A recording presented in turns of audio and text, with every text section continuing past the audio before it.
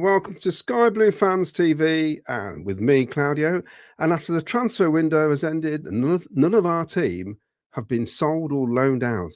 Although Miles is at the Tom Grennan concert somewhere, Vicky is cruising around Norway, and Ken is still at Brighton waiting to sign those 2 extra players that he keeps going on about.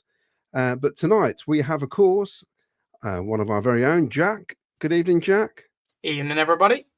We're also joined by CJ. Hello. And of course, he'll be giving us an update on England and all things how you beat the dog and duck. Well, actually, Andorra. Yes. And of course, all the way from across the pond, the one and only Jonah, our American friend. And you're almost like the American expert on soccer. Yes, that is what, if that's what you want to call me, sure. What is going on, people? Looking forward to the show. Now, tonight we're going to talk about transfer roundup and, of course, the squad depth, which, if there's nobody on this screen apart from me old enough to go to the Diamond Club, which Doug gave a little speech, and he actually said the squad is a bit thin. It was on record. He said it. So we're going to talk about, obviously, Ben Sheaf and the departure of our club captain, our much beloved club captain, actually, and we're also going to talk about, do any of our loaned out players ever make it back and end up actually playing for Coventry or just disappearing? It's like a graveyard, isn't it, for some of these loan players? We're going to look at how many players have actually made it from League One. It ain't going to take long. We're going to talk ticket pricing as well, the Birmingham City match, where it's a bit expensive, isn't it? And of course, Jay De Silva is out of the Welsh squad. How serious is that?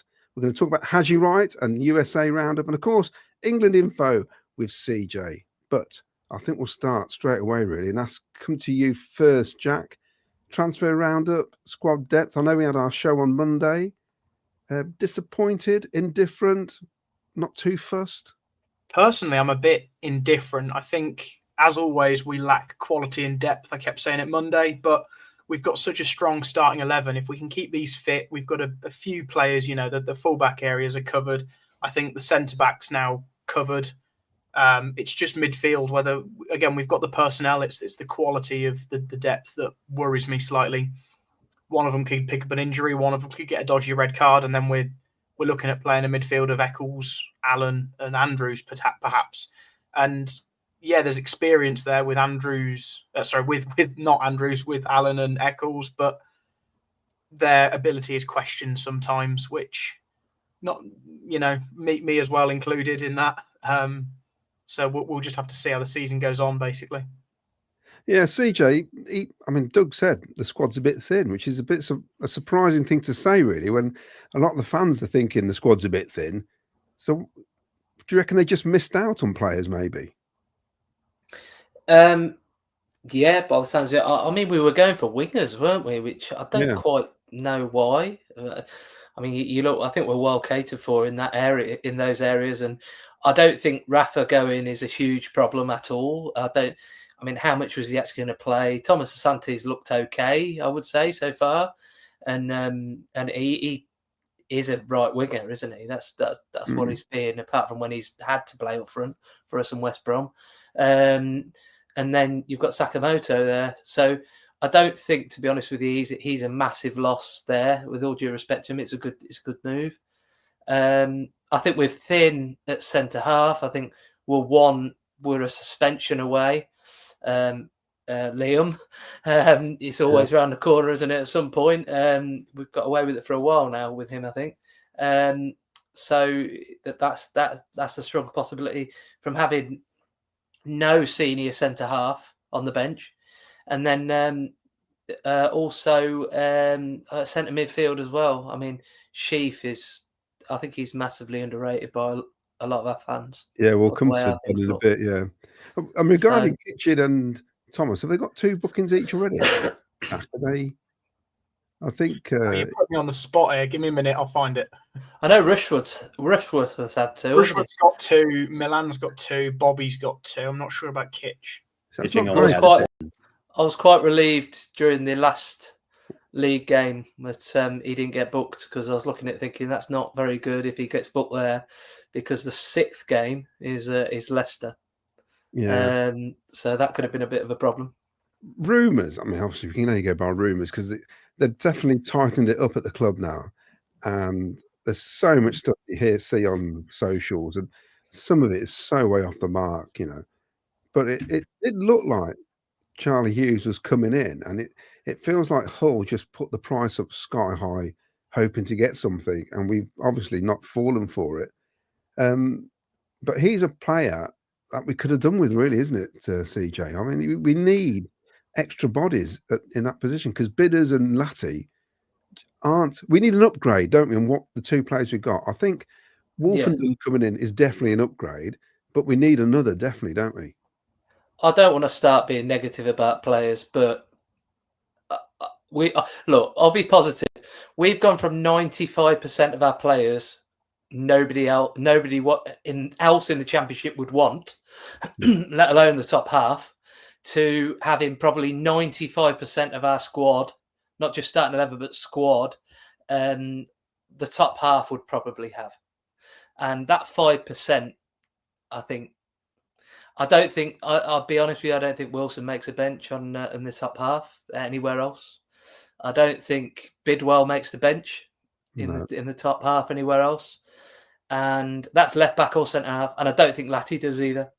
Yeah. So we've got very little cover there. I think the two of them are, brilliant personalities to have around, but all three of them, those actually, brilliant personalities to have around, but not necessarily the players you want on the pitch. Being where we are, I think Hughes would have been great, but spending 10, 12 million on a player, you're going to get your money back in a year, 2 years, where you're going to double it. But ultimately, we would have been better off bringing in another centre half as well as Wolfenden, who we wouldn't have got if we'd signed Hughes, I don't think, and possibly a striker or what have you as well. And the other thing is with that as well, people are surprised about Hull not selling him. They could only sign up free transfers for like 18 months. Why would they sell a key asset that probably wanted to stay by the looks of things? He hasn't kicked off, has he? So ultimately, why would they sell a key asset that doesn't necessarily want to leave when they can't replace him with anybody but a free transfer? It just doesn't make any sense for them to do that, no matter how much money they're bringing in. So, and also, I think the only way you're going to get him now, even if we went for him in January, is whether or not Hughes pushes it and says, I'm unhappy and I want to leave. I think that's the only way it's going to happen. But I think we've done the right thing, actually. Jonah, so is this your first experience of a transfer window being a Coventry City fan? The Coventry City fan, yes. Very, very different from Top Flight. It was an experience for sure. Lots of rumors thrown around. So it was overwhelming, but did my best to follow along. Yeah. What did you make to it all? It's a bit mad, isn't it? The amount of fake rumors that I've seen the last 3 months is absolutely ridiculous. Actually, on transfer or deadline day, I had a Twitter space going, and we had like over 100 people in it. And when the Wolf signing came through, it actually crashed it, which was absolutely hilarious. But I enjoyed it. It was very fun to follow. I've done a lot of self-reflecting on this window, and I honestly think that I'm satisfied with it, given the players that we brought in. I think we also should remember that we have such a high bar now for this club because of all the success that they've had. And also, say we didn't do any of the signings that we did over the summer and we did them all in the last month, we'd be saying this was a 10 out of 10 window. So I think recency bias may come into it as well. There's no question that the squad is a bit thin, but at a certain point, we do have to remember it's a championship club and we're not able to splash the cash like, a lot of big teams that have Hulu deals and Amazon Prime deals and Premier League money. So I'm overall satisfied. I said 7 out of 10. Would have been a 6 if the CBS wasn't purchased, but with that, even though it is technically separate financial wise, I go 7 out of 10. Well, Miles was on the Wrexham podcast, and he said backstage they're talking about the revenue that Wrexham have made, and it's sponsorship wise, it's a mid-table Premier League club. That's the amount of money they've brought in through sponsors because of what's happened in America. And they were saying their YouTube channel hasn't got loads of subscribers, but they got 40,000 on Twitter, which I can imagine 30,000 are probably in the US, aren't they? Because they just want to, in case they get a glimpse of the two Ryans, basically. And I know now that we've got the stadium, it's going to give us a bit more clout, I think, and not straight away, but eventually it'll start to show, and it will make a difference.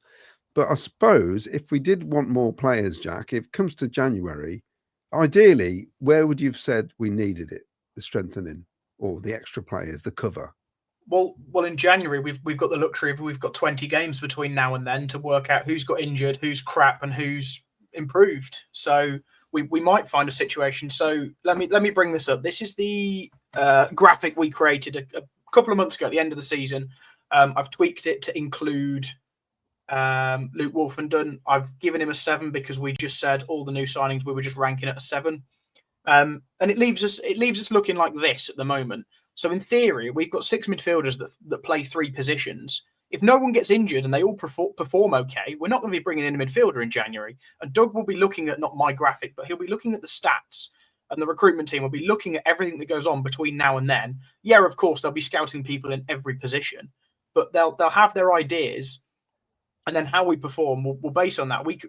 Torp could do an ACL, Radoni could dislocate a shoulder, and then the recruitment team go, right, we've got to sort that midfield out. Or the midfield could be brilliant. Kitchen could be on 3 red cards. Wolfenden could have done his ankle. And then they go, okay, Charlie Hughes is now not number 1 target. He's above the number 1 target. He's the most important thing we could ever do. So, yeah, it will really, the next 20 games will really determine what we do in January, for sure. CJ, where does Wolfenden come in? Next week, probably. Well, yeah, he's got to play, hasn't he? Next week, one way or another. I personally wouldn't be upset if he started, but I wouldn't. I think bring him on 20 minutes from the end. But I think eventually he will be the first choice. But who does he come in for? This is the question, isn't it? Are we looking at Thomas? I mean, it's direct replacement of Thomas, really, isn't it? I think, but I'm not. I think sometimes, particularly with centre halves rather than anywhere else on the pitch, I think is something that I think is overplayed with regards to whether they're left or right. I think when you get into Championship level, if you've got a centre half there that you're pushing towards the top, you want him to be able to play both left and right. So ultimately at that level. So ultimately, I don't think it should really matter in the grand scheme of things. But the end of the day, we've already played 2 games in the League Cup, haven't we?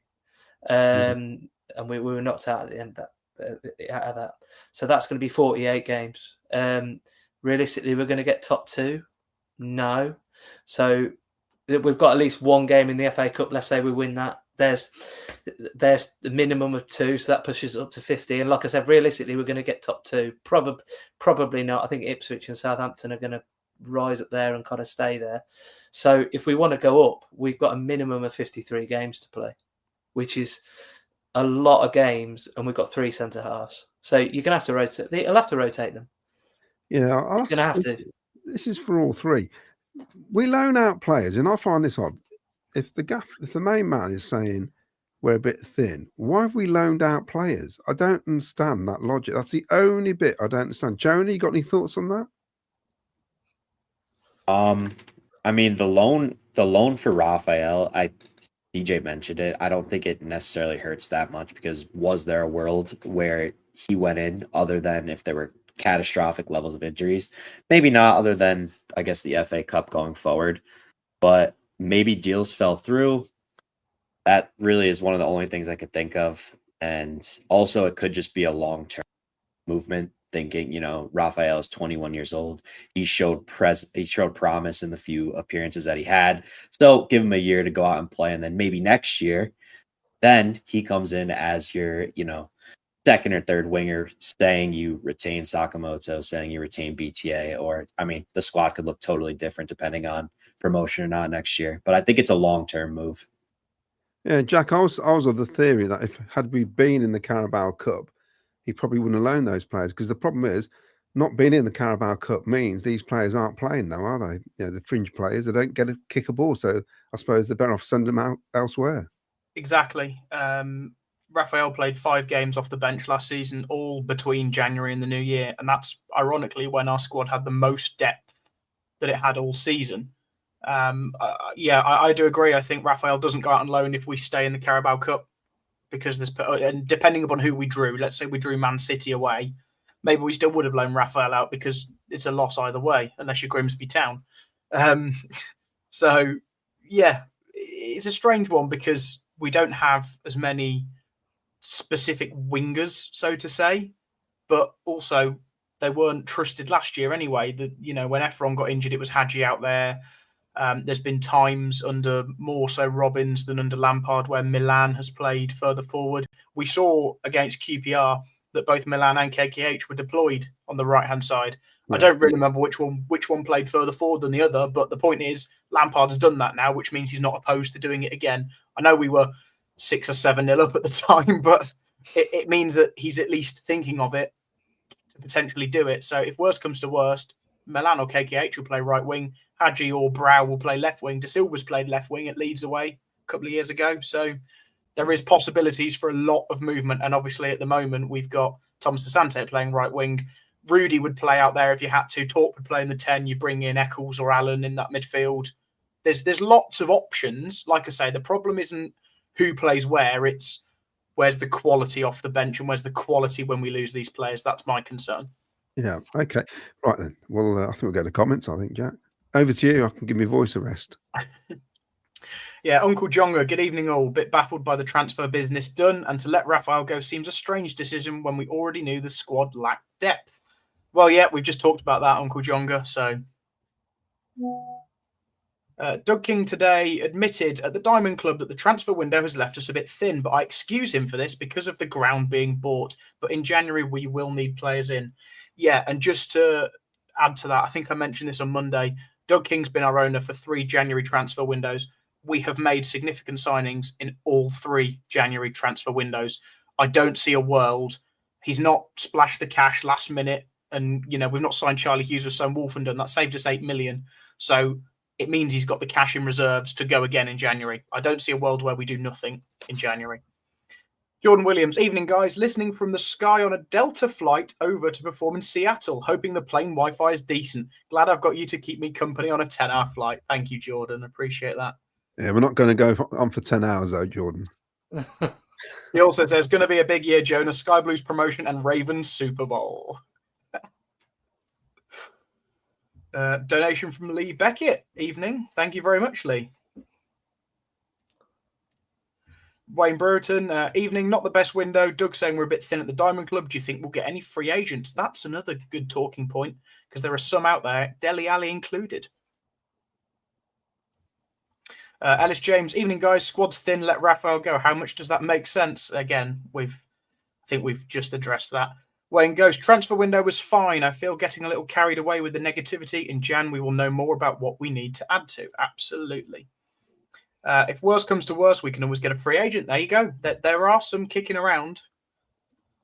Not everyone on the bench can be quality. We're not a rich club. We can't afford quality backup in every position. That is also true. That may change in another year or two because of the stadium acquisition. And Cooley, I'm thinking management is looking to see how we'll perform until the Jan window. Yeah, absolutely. Doug, graphics all done and sponsored by Jack. Yep, absolutely. I'm his PA. Overall, happy with the window, with the main signing a top centre-back at this level. With KKH and Brow, that'll be the trusted winger depth while getting Eccles back. Should be enough to get to January. I do agree. The meaty of the season is obviously Christmas, but then we've got the transfer window open, and then it does get a bit more intense towards the end. So I think we'll coast fine till then, I think. Mark R, I described the transfer window as opposed to meh. The starting team hasn't got any weaker, but I'd struggle to say it's got stronger. Yeah, that's a fair opinion. Can they call the loan players back at any point? I'm not sure it's any point. I think you can do it in the January transfer window if you've got that clause in the contract. And I think, especially in the case of Rafa, we will have that clause in the contract. With someone like a Bikwu or Bassett, I don't think we'll have been too concerned about that because we've got a few players that will play that position. But maybe Raphael, we can. It's experience and minutes played. No footballer wants to be on the bench constantly, so I'm sure they're glad to get starting time. Lee Beckett, Bassett will come back stronger after the loan. Well, we can talk about that. He ain't coming back. There is a clause in the contract with an option to buy, not an obligation. It would surprise me if we revert back to playing 3-5-2. Squad is better suited more than 4-4-3 or 3-3. Sorry, I didn't think Rodonian was moving, but anything more than paper talk. I'd have laid money. Well, I've lost that. I've laid money on MVE moving. Keeping Milan till January is a bonus. We could have a good season.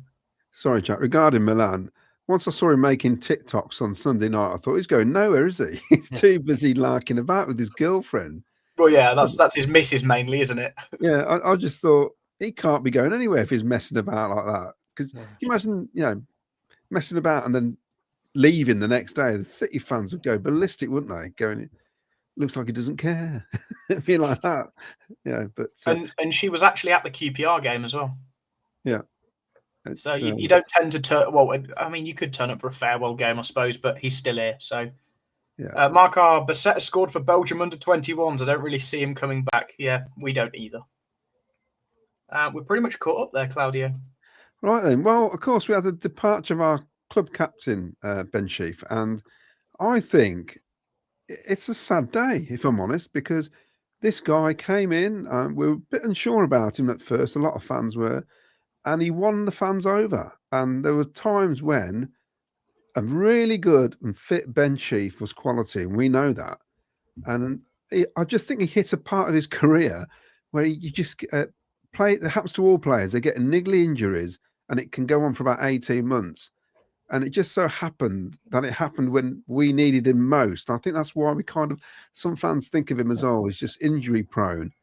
But I believe he played a lot more games than we actually thought he had. His problem was he came normally after pre-season when he picks them up for some reason. But I think it's still a big loss. This is a guy who, has played some good stuff for us and is a decent player, But I don't think, and this is something Jim Brown brought up on the History podcast, which we did last night, quick plug there. He says he can't see Doug King letting any player run out their contract now that he thinks he can make money on. Like we did Callum O'Hare. That was a big boo-boo. We should have got $6 million for him probably with a year left in his contract.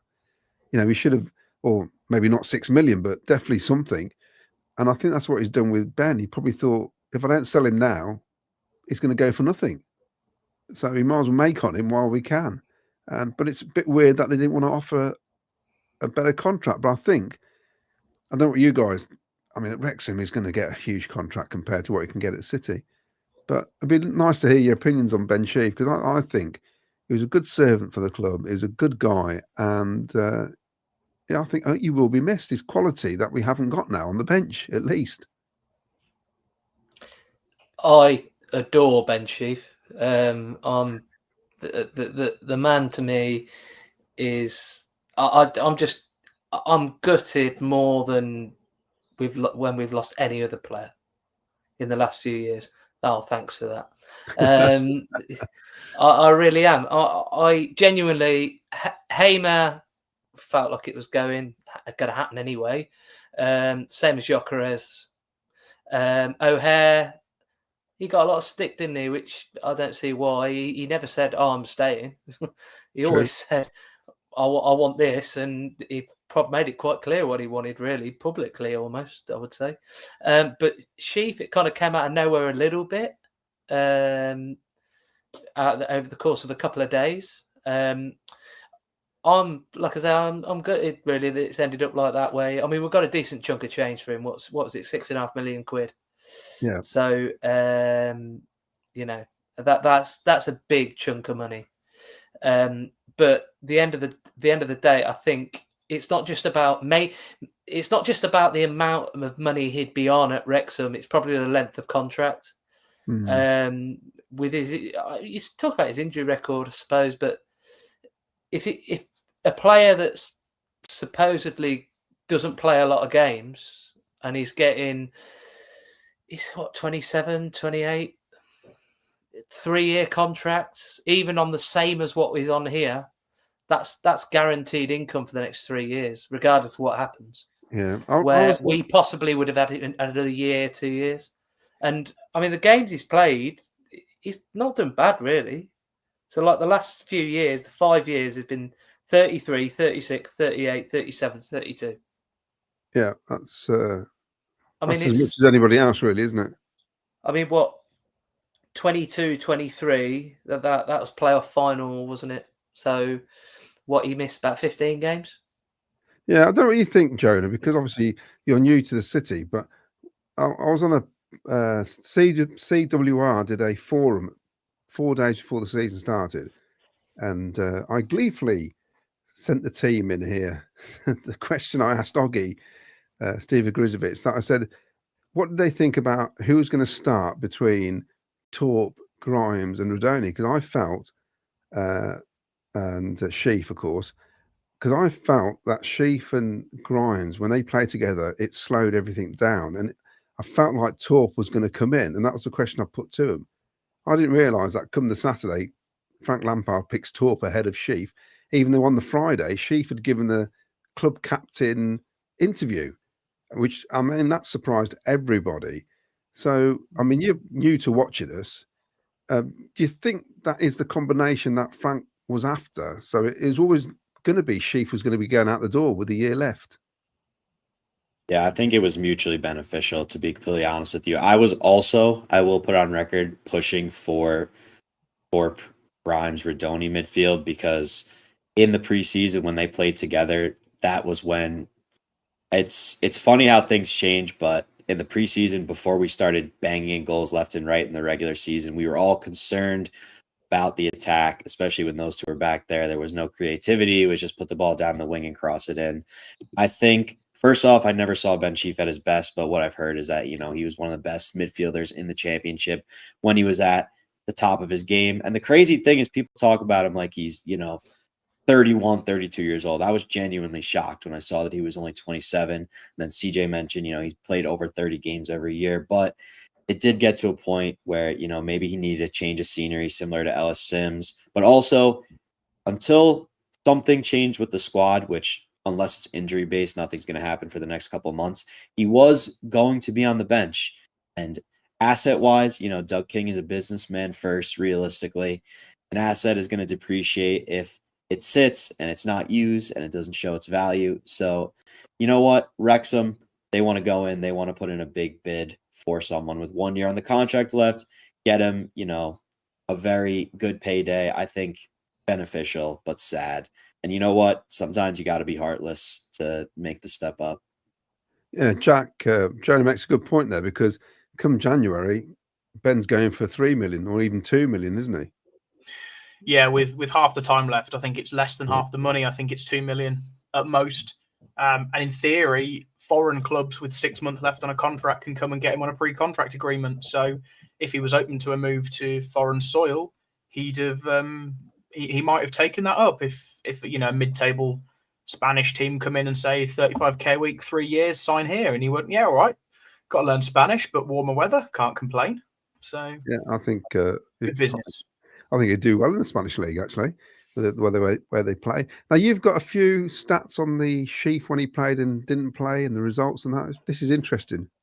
Yeah, so this is more of a posing question. All I'm doing is pointing out stats here. I'm not judging them based on this stat. CJ mentions he played over 30 games a season. I've got percentage here. He only played 2/3 of games that he could possibly have played. So this is data taken from the minute we signed him up until the end of that Oxford game the other day, where he didn't feature. And this is only competitive games, so this doesn't count friendlies or anything like that. He's played 67% of games. The stats for Sheaf are 153 starts, 22 substitute appearances. I'm just going to remove this banner so we can see the bottom there. 9 goals, 13 assists, all competitions in 5 seasons. Now, I know he's a defensive midfielder, doesn't necessarily need to score goals. That's not what he was there to do. He's got some very memorable goals. I'm sure we can all remember. I can pick Blackpool away, brace at Blues, brace at Sheffield Wednesday. They're the ones that come into my mind. He scored others as well, obviously. But the one thing that I looked at and I thought, why don't we do a comparison of games he's played in versus games he hasn't played in? And here you go. So the stats, the overall stats are, like I say, every single game from when we signed him up until including the Oxford game last weekend. With Ben Sheaf, he started 100, or he's played in 175 of those, not played in 86 of those. Now, when we don't play Ben Sheaf, we win 51% of games. But when we do play Ben Sheaf, we only win 44% of games at home, and away we win 38% as opposed to 25%. So actually, we've got a much better record when we don't play Sheaf than when we do. That's just win percentage. Goal difference. We have a positive goal difference of 31 across 49 games at home, whereas that's without Sheaf, and then with Sheaf in 82 games we've got a positive goal difference of 26. So actually it's 5 worse in a lot more games, and away from home significantly different. We're minus 34 away with Sheaf, but at positive 8 without him. And again, goals scored per game is better without Ben Sheaf. Goals conceded per game is better without Ben Sheaf. And in fact, the only stat in his favour is we keep slightly more clean sheets at home with than without. Away from home, it's better without him. So these stats alone say, actually, he might have been a fantastic player. I love Ben Sheaf. I think he was a fantastic player.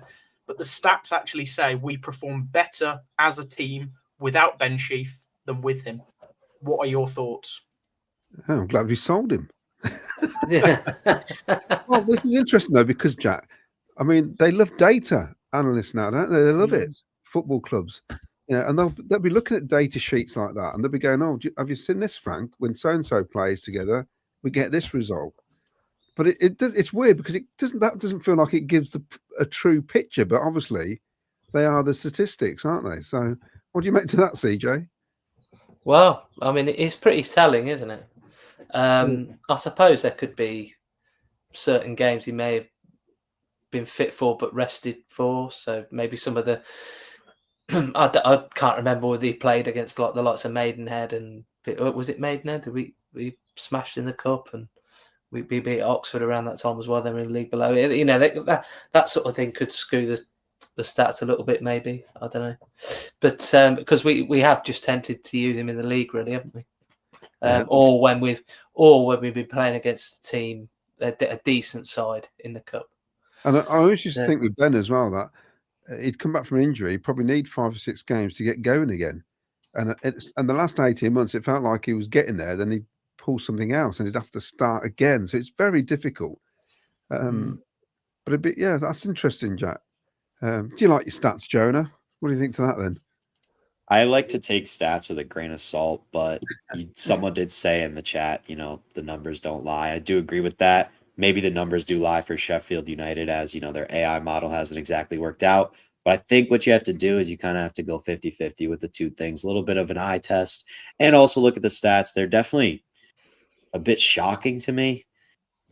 But, I mean, I don't think anyone can really sit here, emotions aside, and say that wasn't good business bias. Brought him in for less than $1 million, sold him for $6.5 million. Also, another point didn't want to make too. I don't think any club in the championship would have paid that price other than Wrexham and Blues. So you take the chance, you have to go for it if they present the opportunity. I mean, look at Ipswich Town. They sold Nathan Broadhead for almost £10 million. He's 27 years old, and he wasn't even going to be a striker for them to Wrexham. So he had to take the opportunity. Best of luck to him. No bad wishes on him. Yeah, I think what Wrexham have done, they've brought in players to make sure they don't get relegated, because it's a tough old league, the Championship. So bringing in like Dom Hyam, who was Player of the Year here, Ben Sheaf, who was once Player of the Year here, Callum Doyle, who's Young Player of the Year here, Matty James, he probably would have been if he'd have signed him. He'd have been another Player of the Year. Anybody else? There's bound to be somebody else they've got from us. But it's almost like they're buying players to make sure they don't get relegated. And because Miles made a great point in the Wrexham podcast, where he says when they were in National League, they were buying League Two players to get them out and get them ready for League Two. They did the same in League Two. They bought League One players to get them up again and then stay in League One to get promoted. They're not really doing this now because they can't, because of PRS. They can't go and sign Premier League players to build a team to get out of this league to go ready for the Premier League. So I think they've they've kind of halted a bit now in terms of. I mean, they've still spent 30 odd million, which is ridiculous really at this level. But in saying that, we spent a fair few million the other year, didn't we? We spent in the high 20s, didn't we? I think when we had to buy a load of players. So, and we got to the playoff final, or semi-finals, whichever year it was. That same window, we sold 35 million worth of assets. I know that money didn't all come in at once. 20 of it for Victor did, but I think we only sold 5 of the Hamer money. So we spent 25 and we brought in 25. So we broke even then. And the Callum Doyle deal they've got is weird, isn't it? Where Man City will probably buy him back. It's a bit of a nonsense. Should we get more comments in, Jack? Yeah, absolutely. Wayne Ghost, sad to see Sheaf go, but a fantastic move for him and us at this point. Absolutely. Dan, 6.5 million was a great price for Sheaf. I agree. Pagagon, Sheaf was a great player and we don't have players that can come on and change a match. I'm not necessarily sure Sheaf can change a match off the bench, but as a starting player, absolutely a great player for sure. Looks after the nil. If you 1-0 up, you bring him on, don't you? Although we did that against Tottenham last year. Yeah, but again, he was coming back from injury, wasn't he? Yeah. Which I don't believe. You look at how stacked we are in central midfield in a way with him there. It shows how important it is. Like you lose that one player, and you've got a problem. It looks like we might have a problem now. But I think with him there, he wouldn't have had to play 3 days after breaking his leg. He would have, he could have played 4 days after instead, and not had to have injections, just to be able to walk after games. So, yeah, and it's similar to Wright last season. You look at the difference within this season. It's like what Pochettino said in the summer. It was like I called him up, and he's clearly not been fit since Christmas, November. With the Saturday against Oxford, Ben would have been the perfect player to come on in a game where we needed to shore things up a bit because we were too open. And what we saw on Saturday was Torp at his very best in the first half, and Torp what he did last season away from home all season last season, where him and Rodoni actually disappeared in the second half.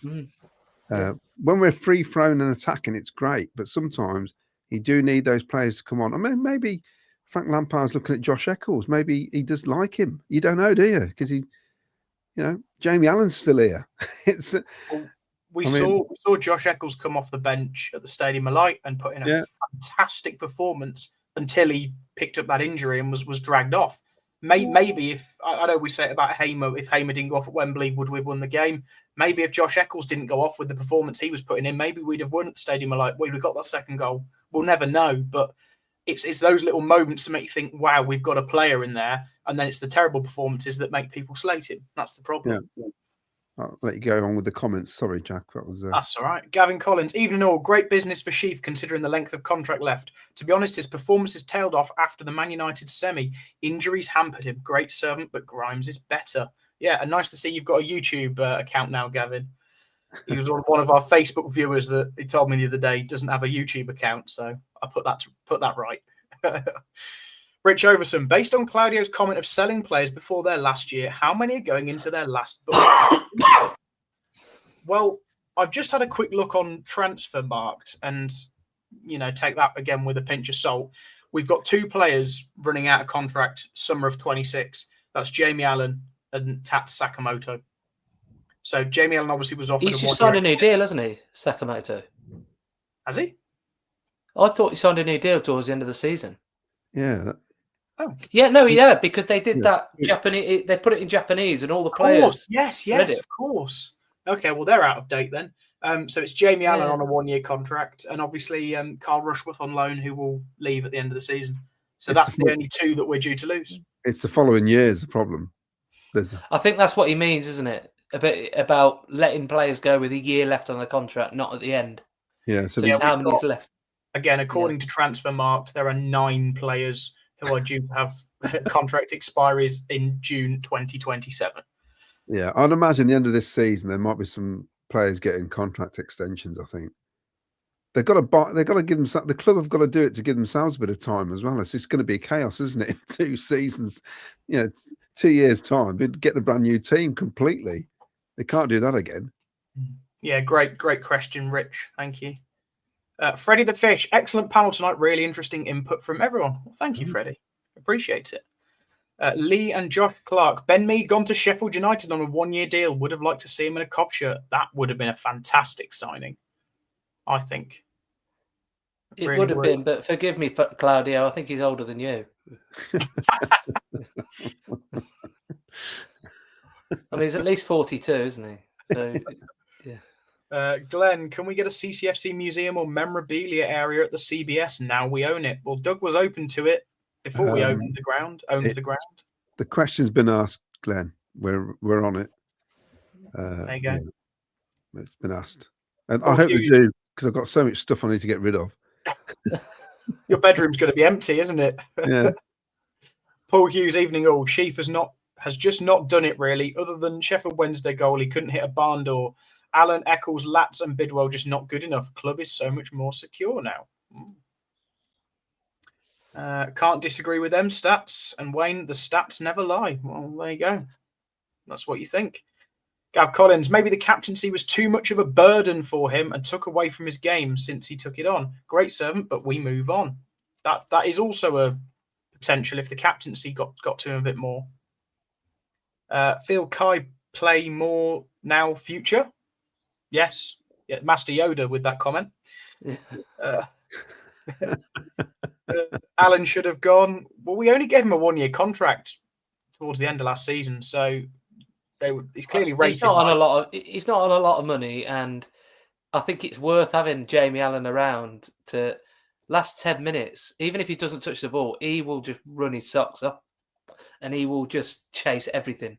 He'll be chasing balls that no other player in the squad will be chasing.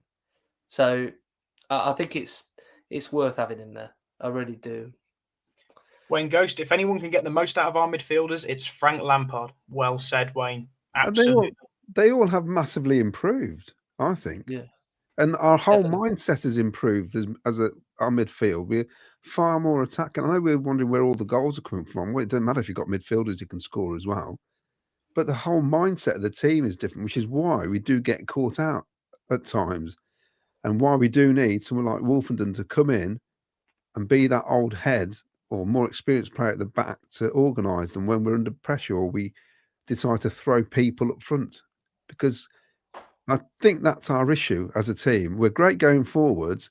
Defensively, we're a bit all over the place at times. I think it's just getting players to understand where they should be when we're attacking. I mean, going back to when I used to play, mainly when I used to play hockey, I used to say to the guy, if we're attacking down the right, I don't want the left-hand side going up as well at the same time, because you can't. You're going to expose everybody, the two guys in the middle, which is really high, but sometimes they go up at the wrong time, thinking the ball might come over and it doesn't. And on Saturday we got caught out 6 times at least in the second half, where especially Jay, got caught out in no man's land. So I think, but the positive aspect is it's the most exciting midfield I've seen at Coventry for years, basically, in terms of getting goals. That they just look full of goals, apart from Grimes. But I mean, I've class Sakamoto as a midfielder. Even EMC, to me, they're like wide midfielders, but they've all got goals in them, I think. So, Jonah, do you want to say something? That second half, I think, definitely highlighted the one issue that we can run into this year, and that's being able to control a game when you're up and maintain a lead, just because we have so many attacking-minded players. Maybe it's early in the season and, they haven't really figured out, like, a link-up play on the defensive side of things. I know offensively when, Radoni's free-flowing on the right, Torp shifts into the middle, and it's all super fluid. But then when they get caught out of position, it definitely can lead to issues. I'm honestly surprised we didn't concede maybe another goal in that Oxford game, but I think maybe that goes and that shows there isn't a true veteran captain back there that can tell everyone to, take a breath, take a touch, slow the game down. I was going to add before, Sheaf would have been the perfect sub in that game, but obviously they knew about the transfer, so he was not going to come in. I mean, maybe you could have brought in Jamie Allen a little bit earlier, but pitching definitely is the closest to, getting that veteran presence. But I would wonder if maybe Grimes would be a good fit for the captain. That might just give him that little bit of confidence because I mean, he seems very timid as a human, not as a player. I don't know if maybe he still is kind of settling in and not need to like start yelling out instructions, but maybe giving him that captain armband would just give him a little bit more confidence to do that and just slow the game down, because that game definitely was one that I felt we should have taken 3 points. Surprised we didn't score in the second half, but more surprised at the lack of structure at the back and just how thought out we were. I saw a really good graphic from Match Plot about the average positions of players, and Jay DeSilva's average was nearly over midway pitch, which is pretty insane, especially when you see that second half. Yeah. Jack, back to you. Comments? Well, that leads us on. So Jonah's answered this one. Question from Gibbo: who's going to be our new club captain? So I think Jonah's vote goes to Matty Grimes, by the sounds of it. It has to be. What do Matt you think? Grimes. Matt What do you Grimes think, CJ? There's probably only 2 candidates, and that's Grimes and Kitchen.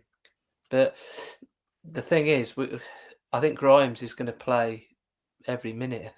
I mean, we do need to think about that. What happens if he breaks down, or gets injured, or whatever?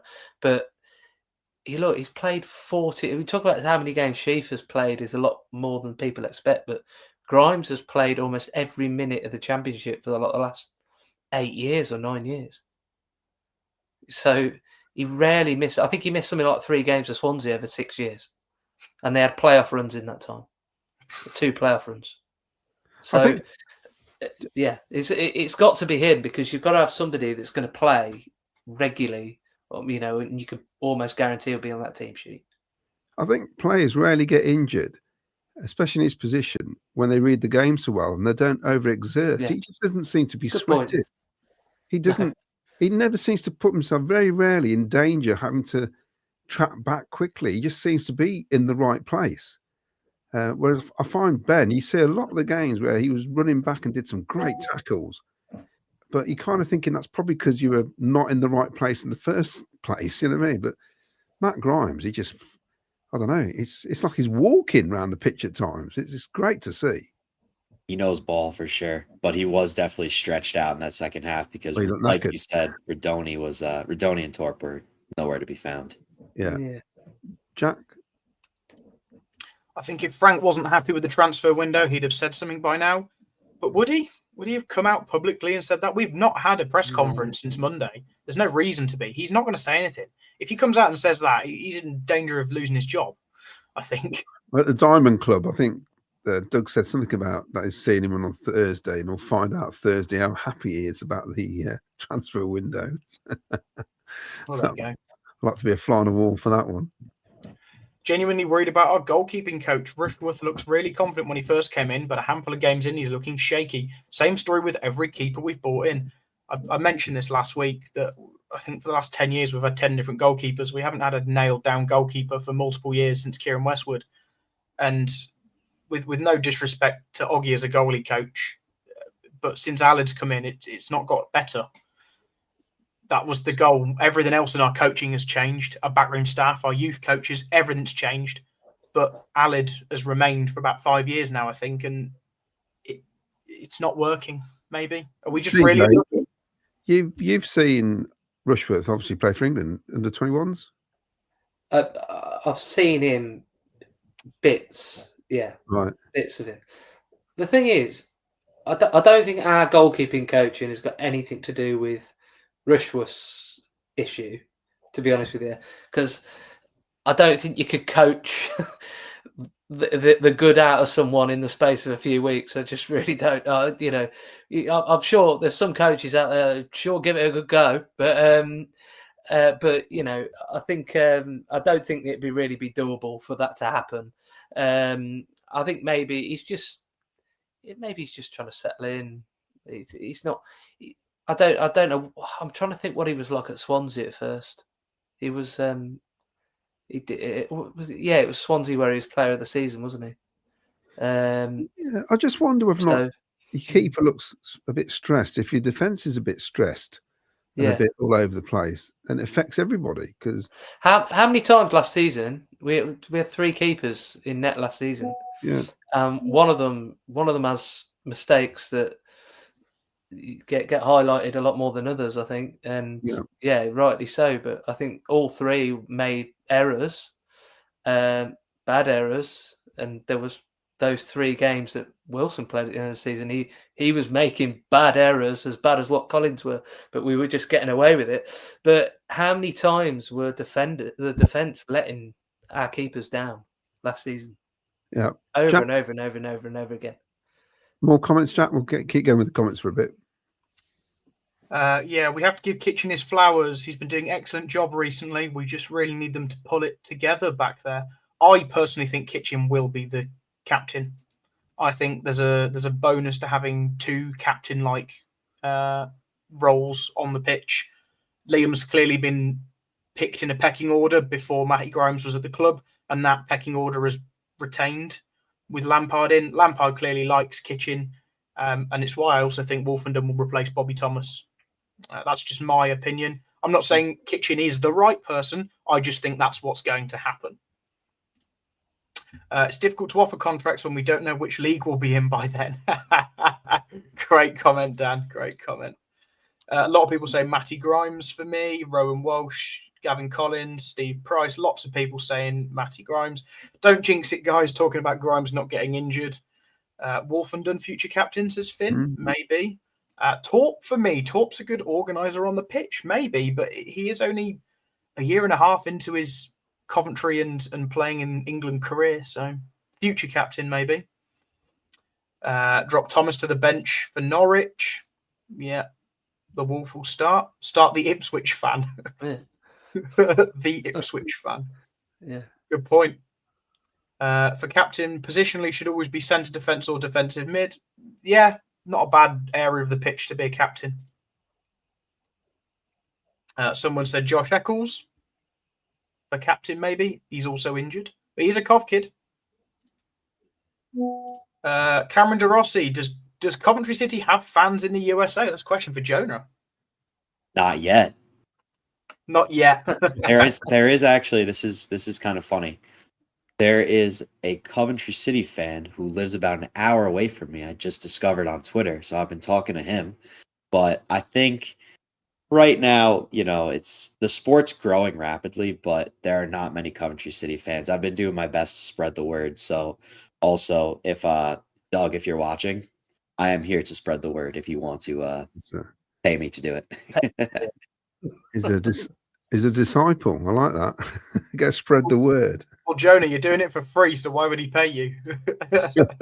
I'm going to have to boycott until I get the money. Now, when I come over in January, I'll just go into his office and I'll ask, can you hire me?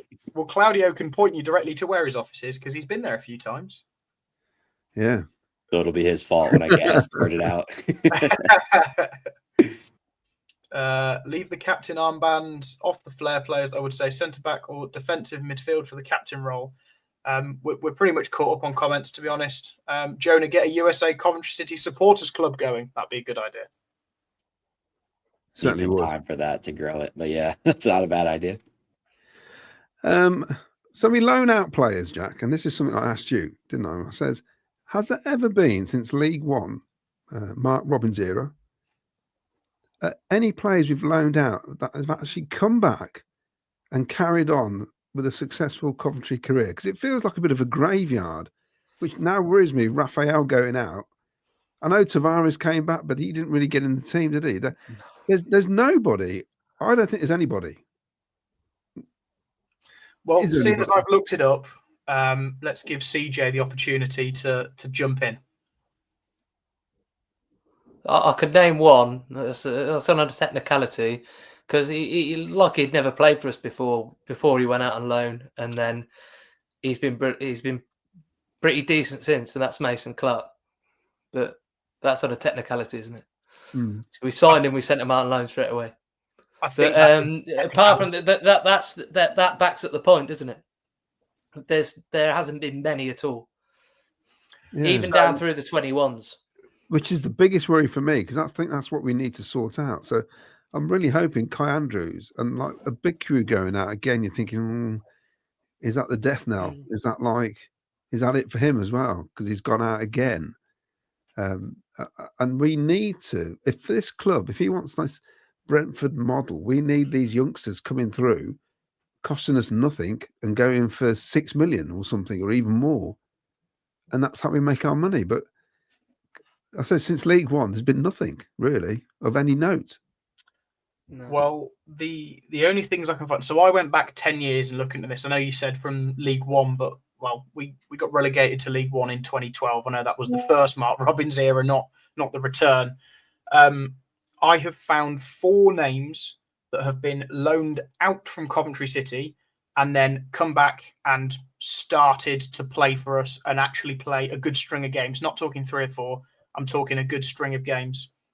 3 of those are Cian Harries, who is an academy graduate, Ryan Haynes, who is an academy graduate, Josh Eccles, who is an academy graduate. He went on loan to Gillingham, performed fairly well, and obviously is still in and around the conversation. He came through obviously when we're in League One and top end of the Championship now. Clearly, he's liked by Frank Lampard. Like I say, appearance at the Stadium of Light at the end of last season.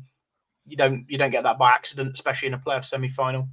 And the only other one that's not an academy graduate that I could find is Kyle Reid.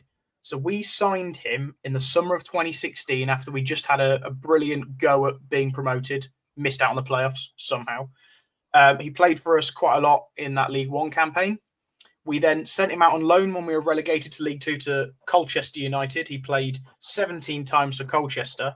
And then in the January returned to us and was actually featured in about 10, 15 games. So is not exactly the best prospect of going out on loan, coming back and making a name for yourself.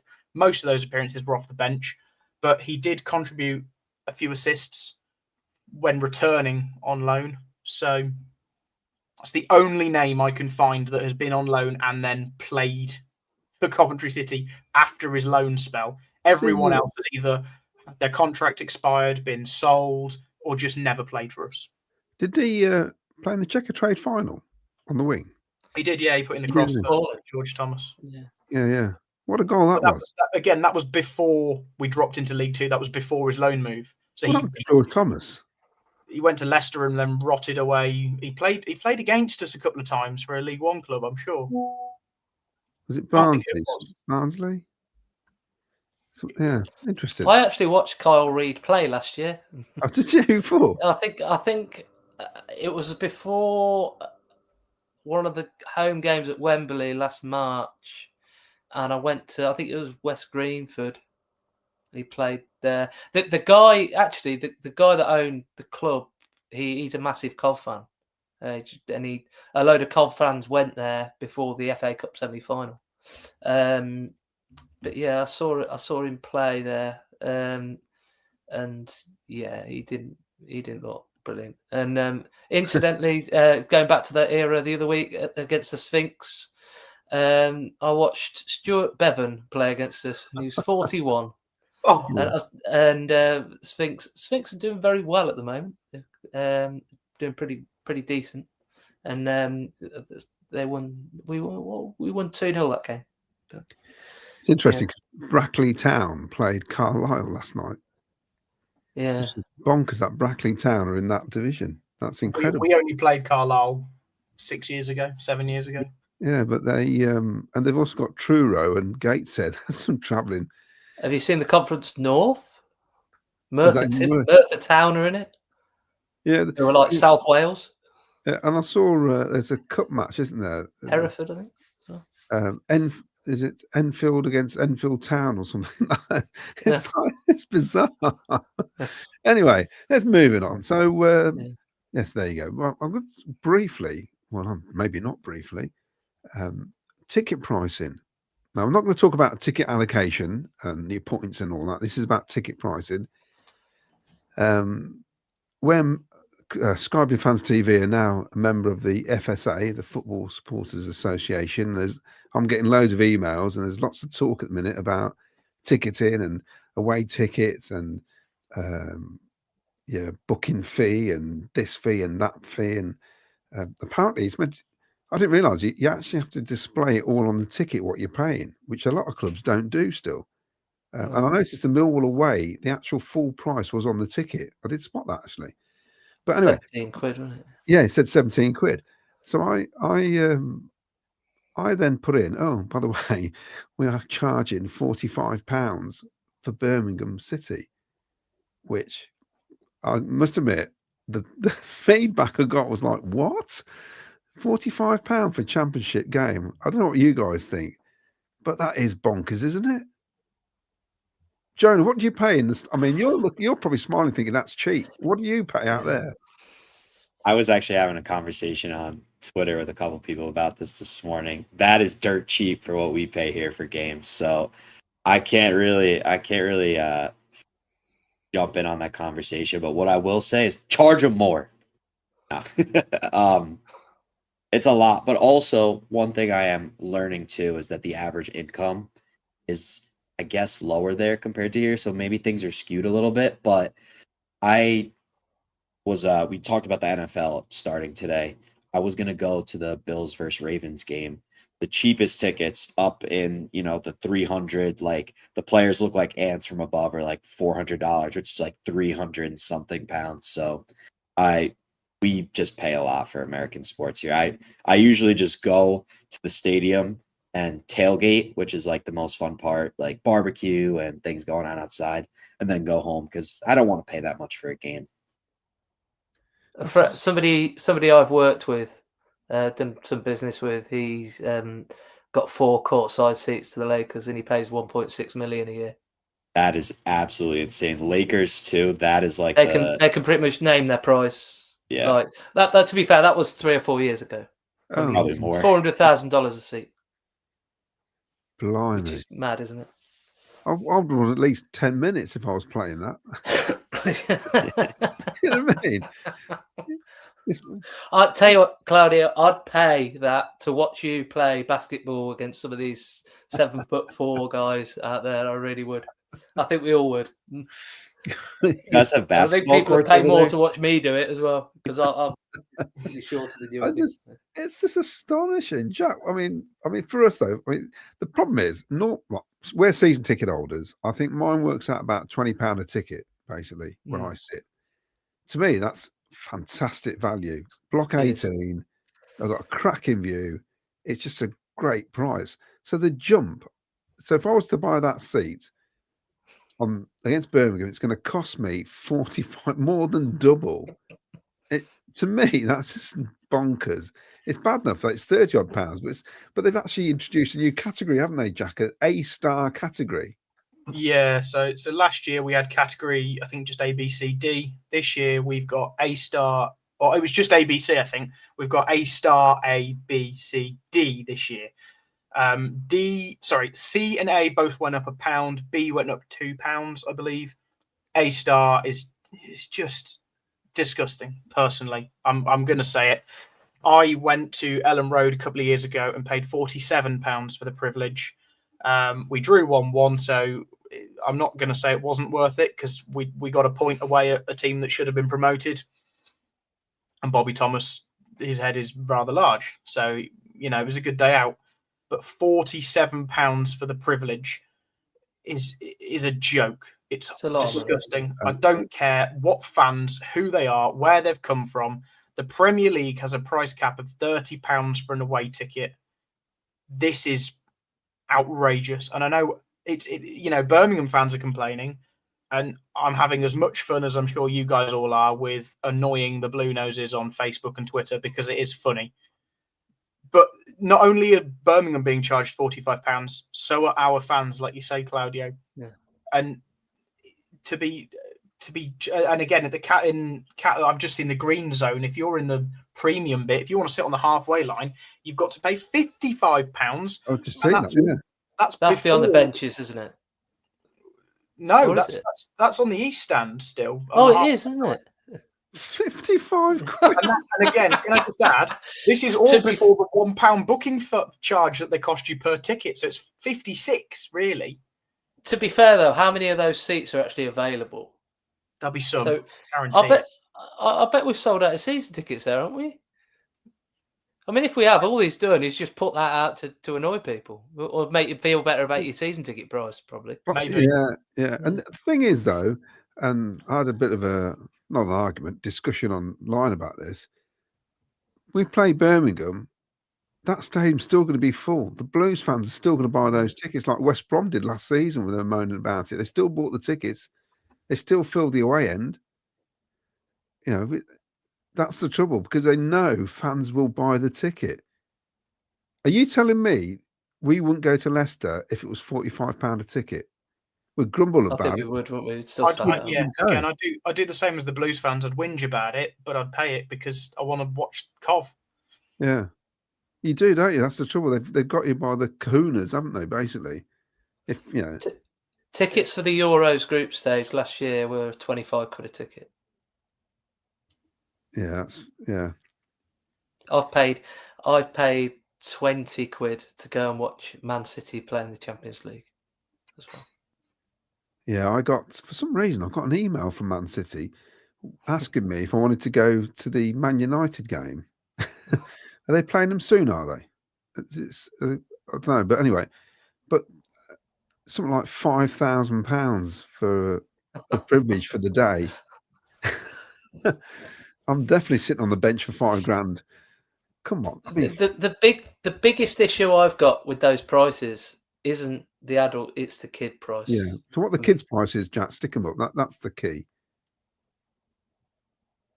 So under 18s. So under 18s is still £35 for a Category A star game, or 36 including the booking fee for an under 18. So that could be a 5-year-old. It could be a 17.5-year-old, but it could be a 5-year-old. You've got to pay as a parent. You're going to pay £36 for your child. No way. No way you're doing that. What's the £30 one? I can see a £30. What's that for? That's the JSB Junior under Sky Blue under 14s. So that's if you've signed up to the JSB package. My nephew, and no doubt there's people watching, have got grandkids or kids themselves. They're probably toddlers almost. So they're 6 and 4. When Lucas first went, I felt sorry for my nephew because he kept taking him to the toilet every 2 minutes. So he spent, you're going to spend that sort of money, and it's like, oh, Dad, I need a wee wee. It's like he spent more of the game in the bloody downstairs in the concourse, actually in the seat. It's, to me, you shouldn't be charging any more than a tenner, if that. So, because that's just, it's a bit mad, a bit bonkers, isn't it? And disappointing. It'd be nice to think we could set an example, wouldn't it? And say, look, no, we're going to do this. We're going to charge this much. At the end of the day, football is nothing without the fans. And if you're going to price the fans out, then football's going to become nothing. Yeah, I mean, we joke about it because it's against Blues, but like you say, it's our own fans are going to get hit as well. And I think what he's doing is probably putting the message out there: buy a season ticket is what he's doing, basically. But then, if you all buy a season ticket, the price is going to go up, then, aren't they? Because if there's no, that's what's happened this season, isn't it? Yeah, it's FOMO, isn't it? Basically, that's what it is. They know if they fill that stadium, they can start charging what they want, basically. But any comments on this, Jack? Surely there is. Yeah. Finn should charge them £60, lol. They're rich, aren't they? Well, the owners are, not necessarily the fan base. But we won't comment on that. We haven't beaten Norwich at home in 17 years. That's for next week's show, Dan. We're not worrying about that today. £45 for Birmingham fans is to pay for the damage they did 2 years ago. Well, that is true, but this 45 price cap is not just for Blues. It will be for Leicester and West Brom as well, I believe, are the Category A star games. So, yes, it's local derbies, but, it's not just for them to pay for the lose. Premier League is still capped at 30. Leicester have put tickets up and Birmingham smashed our toilets, so maybe it's to pre-price repair. Yeah, okay.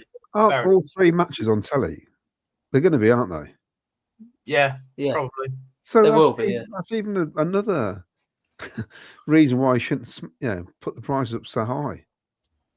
Wayne Ghost says Claudio wouldn't last 10 seconds on a basketball court. You'd be surprised. I used to be. I don't know what position it is. What do you call the guy who used to bounce the ball up from the other end? Point guard.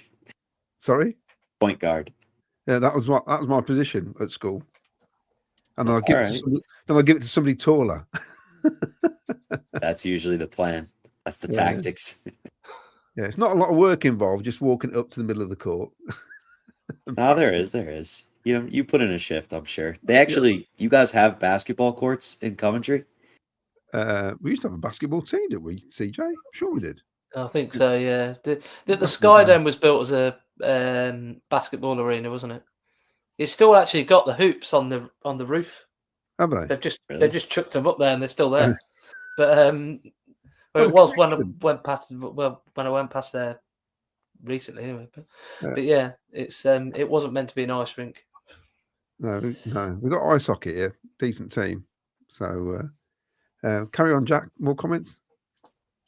Doug Bolam says, how many times will you be sat in Block 18 this season, Claudio? Oh, good point. Wait, Ghost. The answer is to get a season ticket. Yeah, there you go. Absolutely, it is. Lee Beckett, there's about 20 seats available in those 3 blocks, CJ. So he's not going to make a lot of money. This is part of my issue with Doug to an extent when you look at things like this. So if there's 20 odd seats there, you just charge the 45 quid. You're making an extra 200 quid by charging 55 for that game.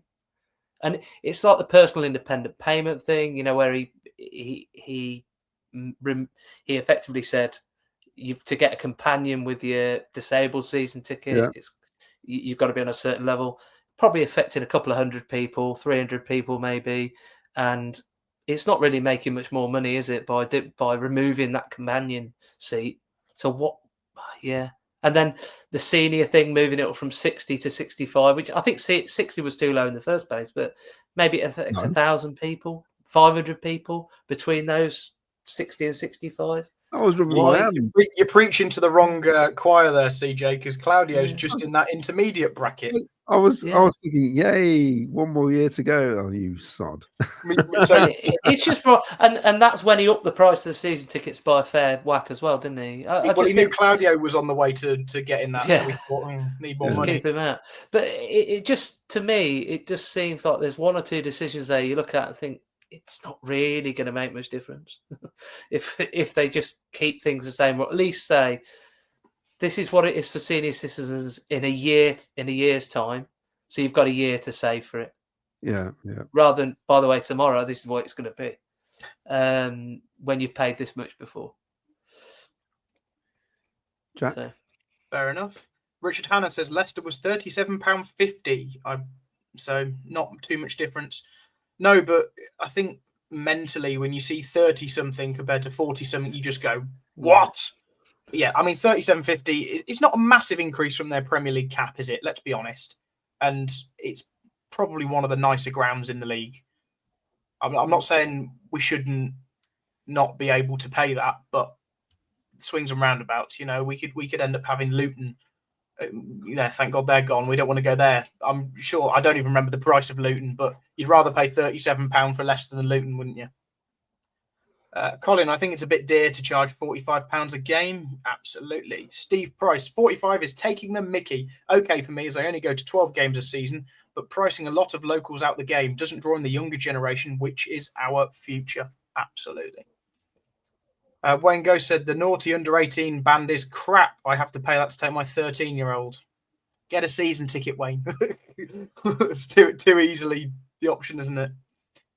Finn remembers the prices at Highfield Road. Oh, the good old days. Well, I'll say something about that. My season ticket this year is $440 or $440. $440, is that right? Yeah. My last season ticket at Highfield Road, the year we got relegated, was £400. I was going to say, I remember I found a season ticket, an adult season ticket, in just a load with all my old tickets, and it was $345 at Highfield Road. Yeah, that's a lot when you It's not that much, is it? So that'd be like £1,000 now, probably. Yeah. And if you think, as I was about to say, you think about like the stuff that cost £345, say, what was it, 20 years ago, 30 years ago, cost a hell of a lot more than £440 now. Yeah. So, yeah. Those prices are just stupid. I can't believe I have to pay £55 for my seat and 30 for our under 14. It's £140 plus booking fee and car parking for our ticket. Thank God for season tickets. Yeah, puts it into perspective, doesn't it, when you outline it like that? As a part-time live supporter, I expect to pay more, but then again, I treat myself to Claudio tickets when I do go. I'm paying £80 each for the Norwich game in the street food lounge, and that's awesome. Yeah. I'll be honest, I think I went in there for 90 odd last year, and I'm not going to justify that price, but for double, you get food and drink and stuff, so can't complain. And he's also paid £330 each for very basic lounge ticket for the Vile a couple of weeks ago, and that was a rip-off. Yeah, I remember you complaining about that the other week. Wes Hanley, Claudio's getting his netball skills mixed up with basketball. Watched many a game of basketball in the Elephant Building. Google that one, Jonah, whilst waiting to play squash in the day. I don't even know what that is either. So that's the old swimming baths, isn't it? Oh, was that what it nicknamed? Right. Yeah. Not happy they got rid of the armed force discount. I didn't realise that. Yeah, he did a year or so ago, I think. That's right. Yeah. And our away fans will get the brunt of it when teams start charging us the same. Yeah, and this is the difficult bit because obviously, I mean, we're going to charge Leicester 45, aren't we? When it comes to it in January, but at least we've got the Leicester away game first. Whereas Blues away in January, they might cotton onto that and go, well, they've charged us 45, we'll do the same. But then again, they're still building their ground, aren't they? Mad Frankie, season ticket in the Cop, uncovered at Highfield Road, was 180 back in the 90s. There you go. That's us all caught up for now. So that's everyone's thoughts on tickets. Right. So we had a bit of a injury scare to one of our players, I believe, a Mr. Jay De Silva.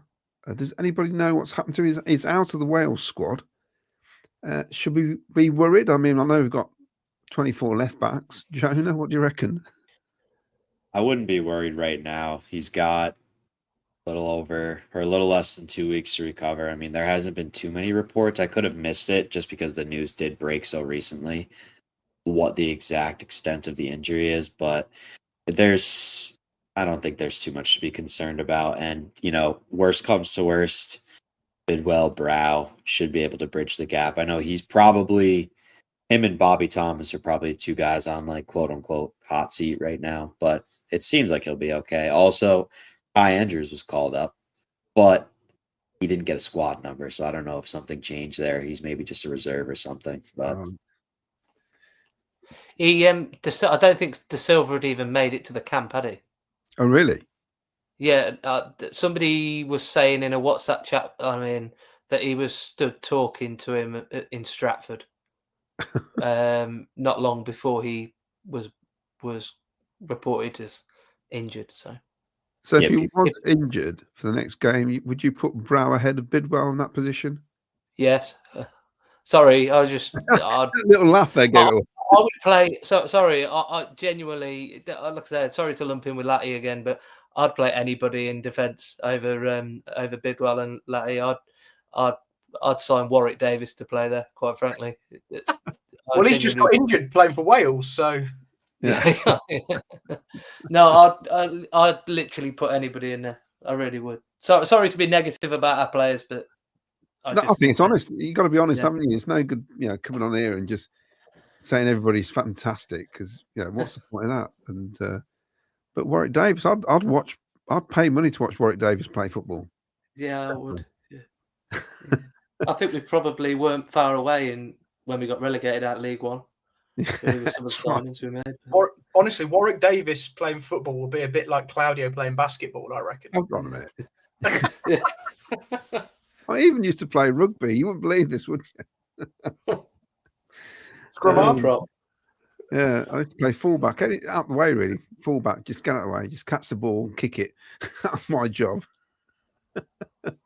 Right, so basically, we just don't know, do we, Jade? Sort of what the situation is. It's a shame because he has started quite well this season. Carried on from the back end of last season. So it'd be a shame if he is injured and out, because that seems to happen to some of our players, isn't it? They just get on a run and look like they're settled, and they get an injury. So hopefully it's nothing serious and he's back against Norwich. So of course it is the international break. Don't all switch off. We're going to bring you in first, Jonah, because obviously our star man up front, Haji Wright, or the way you say it, slightly different, but he's been on fire. He's come in. He looks fitter. He looks like he can score goals. He should have got that one at the end against Oxford, but he wasn't selected, which we kind of went, yay, he's not going to get injured. Any reason? Have you heard anything from the US why he hasn't been selected? Yeah, I think I know why. The short answer is that Poch has never called in his true A squad yet, but I think we've all come to terms with that. It's going to be okay. I was on my cruise when the news dropped that he wasn't in, and I had tweeted out that I was pissed about it, but then everyone in the comments was saying, like, it's actually a good thing. Keep him fit. Quick plug, real quick. Haji Wright, compared him to a Long Island iced tea. When I was on the post-match, we were talking about drinks. I just posted my drinking Coventry City video. There's no educational content in it at all, but it's on my YouTube channel if you want to watch it. It's very funny. So I did all of the players during the Millwall game, and I compared them to drinks. One of them I do want to give away because it'll give us a good laugh is Jay Da Silva as a baby Guinness because he's a small man. But I'll comment in the YouTube and you can just click on my channel and watch it. But the reason, back to actual important stuff, I don't think that Poch has ever called in his true A squad. Kind of been a mess since he came in. Obviously, biggest name we've ever had in the managerial. And right now, I feel like I'm really out on the national team because he just hasn't really went and called in the best team yet. There's been players opting out, things like that. I have a couple names of players that were left out from this window. And when I say them, it's going to make a lot more sense. So Anthony Robinson, Fulham left back, won Fulham Player of the Year 2 years ago. Very solid defensive player for Fulham. He was injured at the end of last season. He withdrew from the Gold Cup. He was left out of this cup. Could just be, let him get back up to speed 100%. Then similar thing happened with Haji Wright. He came into camp not fully fit. I think Poch probably wanted to see some other people. To be completely fair as well, Josh Sargent was left out of the Gold Cup for a tactical reason, which that raised a lot of eyebrows. And clearly he, proved his point in the first couple games of the season. Weston McKennie was left out as well because he played the Club World Cup all summer. And Yunus Musa just transferred to Atalanta from AC Milan. So I look at that as him being tactical in the sense of some players are recovering from injury. Some players just transferred to new clubs or had really long summers. This definitely isn't the A squad. And Haji Wright is definitely in consideration for that striker spot come the World Cup this summer. I mean, if anything, it'll light a fire under his ass. I know there's not a lot of communication from Poch to the players as to why they aren't selected, just from the chronicles that happened over the summer, if you guys heard about players opting out and stuff. But there's 4 or 5 guys that are competing for that striker spot. 3 of them from the championship, which is pretty cool. Maybe even 4. So you've got Patrick Adjumang, who was the first choice striker for the Gold Cup all summer. I think that was just the play style that Poch wanted to do, like false 9, hold up play. Haji Wright, Damian Downs, and Josh Sargent. Josh Sargent's in there. He's going to get his chance. There's 3 more camps before the World Cup. He's going to get another call up. And if he continues this form, you absolutely cannot leave him off the World Cup roster.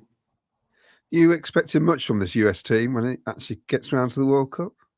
No, not at all. Not at all. You have to be realistic. It's been nothing short of a dumpster fire since Poch came in. I'm rooting for the team. Obviously, I would never say I don't want them to succeed, but our best player opted out of the Gold Cup, and there's just been a ton of outside noise. Maybe if Poch came in and got straight to business and there was no media involvement and things like that, I would have a little bit of a different outlook. But there's just too much outside noise, and unless the next couple camps kind of gut that out and he really starts just straight up calling in the best players, I think we'll probably advance, but first, second round of the knockout, we'll get bounced. Are there many stadiums near you that are being used? Yes. So funny, even though I live in New York, the closest one to me is the Toronto FC Stadium, which is about 2 hours away. And then there's also MetLife, which is where the New York Giants and Jets play. That is downstate. It's a 5 or 6 hour drive. Are the tickets up for? Are they on sale already? Are they? You have to enter an auction for them, and then you'll get selected. So I'm in the process of doing that now. A nice one. So it leads me nicely to you, CJ. With England, is there any chat? Because obviously you're part of the supporters travel group and all the rest of it. Is there any chat about where England might be based? Because I'm supposedly somewhere out towards Kansas. That's where we've looked at apparently. During the last Euros, we were based. The closest airport was, and the closest stadium to where we were based was a 2-hour drive away in Leipzig, and Leipzig was one of 2 stadiums that we were guaranteed not to play at. Right. We have a history of doing that. In 2018 in Russia, I was talking to a couple of journos, and one of them said to me that we were based that far north. We were well north of St. Petersburg.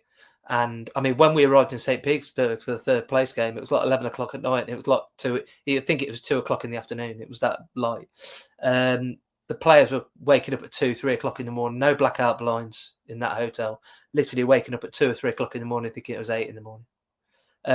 But we in the Euros last year, we genuinely would have been better off staying at the Grove outside of Watford, where the players stay and train when we play at Wembley, and just fly in from Luton. It would have been quicker to play at literally almost any ground in Germany. It would have been better off doing that, and then flying back after less travelling. So there's no hint at all of like England could be in Canada or England. Well, supposedly we're going to be. Supposedly the team are going to be based out towards Kansas. I'm talking about the groups and that. No. There's only A is Mexico. They're opening the tournament. B is Canada. D, bizarrely, I don't know why it's not C.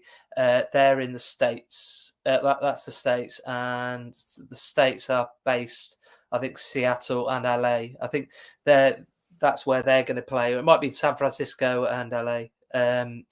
But apart from obviously Mexico are based in Mexico. Canada, I think they've got 2 games in Vancouver, 1 in Toronto. I think it's that way around. Right. So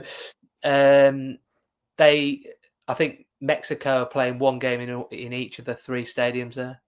So the rest, they've said for example, Group C, the first game we can play at, it's either going to be in the MetLife, Heath Rutherford, or it's going to be at Foxborough, Patriots. And are they going to have, if England qualify, will they have the 1 stadium, or they're going to go around and play at 3 different grounds? Supposedly they were going to twin them, which they're kind of done. But I think there's one group where you end up at Levi's, which is San Francisco. Then I think you end up in Texas, and I think then you end up in I think it's Foxborough. Blimey. Which is like it just I'm sure there's one like that, so it doesn't really make a lot of sense why it's like that. But get ready to travel. Those are very far. One of the spanner in the works as well that we're getting with regards to the England Sports Club is you get caps. So, for example, I'm a top capper, so I'm guaranteed a ticket for every game unless we have an allocation of 400 or 500 or something. Yeah. And then it'd be balloted for us. One of the problems that we've got is you get caps on friendlies and qualifiers and Nations League games, but not tournaments. So now Tuchel has announced we're probably going to the Middle East in March, and also to somewhere in the States. Some people are talking Miami, but then you think every year the Jaguars play at Wembley, so I could see it maybe being in Jacksonville. So we're going to be there in June. Right. So a lot of people are favouring the friendlies and then only doing one group stage game rather than doing all three group stage games. Yeah, because they can't go down on the caps table. If I go down on the caps table, there might be tickets to the next 4 years I might not get potentially. Right. So am I right in saying it's Saudi and then Morocco, Spain, Portugal after that? Morocco, Spain, Portugal's in 2030, and then they've got 3 games in South America. That's it. So it basically means that in 2030 you've got UEFA, CONMEBOL, and the African Confederation. So that means there's only 2 confederations left where they can host, and that is Oceania, who can't host the 48-team World Cup at the moment, or Asia, where so let's hand it to Saudi. So that's and even Saudi have said that they may give a dozen or so games to India. It's got to the point though where how is it not being held in England again? I just find it astonishing. We've got the Euros in 28. It's not the same. We've proved we can host because we've hosted the Euros in 20. We've hosted Rugby World Cups. We've hosted one of the most successful Olympics for quite some time. We seem to host the Commonwealth Games every other time, and Australia hosts it the other time. There just seems to be, just for some reason or another, it just doesn't seem to come here. And because between England and Germany, they must have the biggest stadiums in Europe. Because even Spain, they're not as nowhere near as big, apart from maybe 3 or 4, and the same in Italy. But with England and Germany, it's just some. I mean, you could. There's 8. Is there 9? Yeah, there's 9. 8 cities, 9 stadiums in 2028. They've got Dublin, Glasgow, Cardiff, and then there's 6 stadiums across England. They could, in theory, play all of that in London alone. Yeah, true. They could. True. Yeah, absolutely. So moving on to the weekend, and of course, England are playing Andorra, the might of Andorra. Going to cause you some problems, no doubt. Well, they did last time. So yes. I think Italy got Estonia, and then we've got Israel, and that's going to be interesting. And you got, of course, Serbia afterwards. Win them both. And you're there, aren't you? Pretty much. Pretty much, because Serbia drew with Albania. It's going to be difficult. It's effectively, even if we lost on Tuesday, it'd be concerning. But I'd be looking at it thinking we should beat Serbia at home. So if we get 3-3 against them, what if we split the points, 1-1 or 3-3, we've qualified basically. So that's a good thing. We're at the Villa on Saturday. I'm looking forward to being in the Holt, in the home end there. I've got my stickers ready. Leave something behind, won't you? Yeah, I've got my stickers ready. So so I'm looking forward to that. And I'm actually cycling to the Villa tomorrow as part of a Block 109 charity thing from the City Ground in Nottingham. So raising a few quid for some hospitals. That's what do you think to Tuchel? What's your? I said initially, Look, I said originally that if there was a foreign manager to come in, he's one of the 3 I would accept. I don't know whether that's the right term, especially at the moment in the current climate of the country. To use that talking about somebody coming in and from overseas and taking a job. I don't think maybe that's the right thing to say. But you know what I mean. So to accept him Pep, Ancelotti were the three, and I thought we're not going to get Pep, and Ancelotti's heart's destined on the Brazil job, so he's going to go there.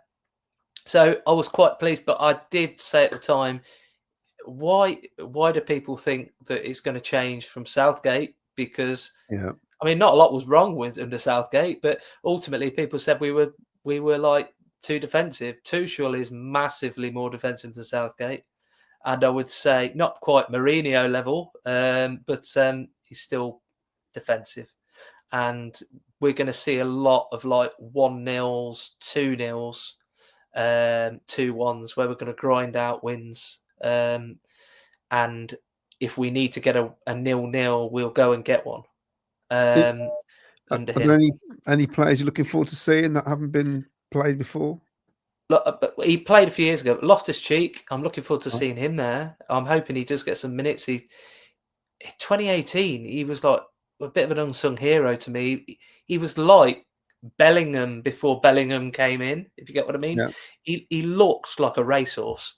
He just looked massive. He was athletic, great on the ball, and then I think he snapped his Achilles. And I think it was just before was it the Europa League final, and Chelsea went on some post-season tour beforehand. And I think he snapped his Achilles in that game, and he was out of the Europa League final, and then out, hasn't been seen for England since. And it's a shame. I think him, and there's talk today of bringing Dowman in. I'm just thinking he's 15. I mean, come on, but yeah, but yeah, I'm hoping that he gets time. I'm hoping that. I just think we need to start now, as Jonah said, 3 camps. So we need to start now trying to play our best 11, basically. The best 11 we've kind of got. And that best 11, surely, I don't think England can play that Harry Kane, can they? No. There's no one. There isn't anyone else that you can put there. And some of the goals he scores, you're thinking, he's still doing it. There's nobody can score some of his goals. He's such a brilliant player. Yeah. And he'll still be there in 28, I think. Yeah. Interesting. So. Jack, any comments? Yeah, it's slowed down since the international talk, but fair enough. Jay De Silva's got a runny nose. It's a change in the weather. Colin Bramfield said his Premier League package block 19 cost £500 into the 3rd year of that, and it's still frozen for the next 2 seasons. If we get promoted, he gets a free one. It works out £21.70 a game. That's the same as me, Colin. I've done that as well. De Silva's being held back so they can practice defending as a unit. Let's hope that that's the case. Not sure. Frank Wood said, you get 100% from bidders every time he plays. I agree, but when that 100% is still 50% of what another player can put in, that's where you've got the problem, unfortunately. I was a big fan of Bidwell, but the last 6 months he's fallen off. Mark R, do you not think Jay De Silva's injury is strategic? It absolutely could be. We don't know. Are they that desperate? Is Frank that? Is it, does Jay not want to play? If Jay, I think that's a rumour, to be honest. Jay would absolutely want to play 2 games for Wales, because in October he get the chance to play against England, and that would be a fantastic test to play against the best. Quite literally, he could have someone like Phil Foden, Bukayo Saka, Jack Grealish running at him, scaring the pants off him, or Marcus Rashford might play out on the right, and then all the right backs that he's got to play against. That would be a good test for Jay. And it's his value as well, isn't it? Yeah, he goes and gets in the Wales team, or plays most Wales games, and then goes to the World Cup next year. Yeah, absolutely. You that could turn a 2 to 3 million quid left back into a 5 to 6 million quid right back. Left back for sure. For sure. Paul Stratton says, Hadji, great news for us. Sargent risk of injury. Yeah, I mean, that's exactly how we saw it. I'm all for players going to play internationally, but at the end of the day, it saves him a 10-hour flight plus all the little other flights he's got to get in between around America. Like you've both been saying, actually, that you fly to America, that's 8 hours, but then you've got to fly from east to west, then back to east, then up north, then to Canada, and then down to Argentina, and then you fly home. That's going to take it out of you. And yeah, Sargent could pick up an injury, so we can hope. Jonah's been plugging his own YouTube drinking. Head over to Jonah Fatcat's channel and watch him get trolleyed. Lee Beckett, Germany are losing 2-0 tonight to Slovakia. That's quite funny. And question for Jonah, are there any whispers or rumours or serious conversations about Rudy being selected for the USMNT as his granddad makes him eligible? No, there aren't. I did look into it back last summer. Maybe a year or two ago, there were maybe just some murmurs, but no, it's stunted. It would be tough for him to get in right now, coming with no caps over, I guess, like Malik Tillman, who just transferred to Leverkusen. But if he wanted to, he would make a run, but I don't see it happening. And like you say, Weston McKennie's missed out. Was it Weston McKennie missed out on this one? Yeah, McKennie was left out. Yeah, I guess similar-ish position in that midfield that he clearly gets in over Rodoni if fit. So, I'm just trying to find out any more comments. Nicola Robertson getting commercial deals with Ed Sheeran at the exhibition centre. That's so underutilised. We should have trade shows on every week and midweek when we have a home game. He's also said snooker, darts, concerts, also external board meetings, poker tournaments. Do we still have planning permission on Car Park C? Revenue could be off the scale. Yeah, I mean, that's not even something we consider, really, is it? There's a hotel, there's a casino, there's all these facilities. Let's go and make use of them. And now we can do what we want when we want. It's brilliant. It's only brilliant for the club. Yeah, that car park money's all ours now, isn't it? On Car Park C, they were going to turn it into an airport, weren't they? Or a hotel, For drones. Yeah, about 3 years ago. I still think that's in the pipeline. It was going to be like an Amazon-style delivery service and also taxi service as well. I don't know where they were going to land. I don't know. It's not going to land out there, outside my house. But yeah, if you go, there was a Telegraph article about it. Interesting. I think we're pretty much there with the comments. Colin Bramfield's just said overseas clubs have till the 8th to buy players. I don't know. Is that true? They do. Saudi do, don't they? Okay. Yeah, I don't think we'll lose anybody to Saudi. Speaking of Saudi, Paul Stratton says Josh Brownhill might be going there. You never know. Paul Cutsford said it was going to be drones, CJ, so a drone airport, not a... Yeah. Oh, right, okay. That's right, yeah.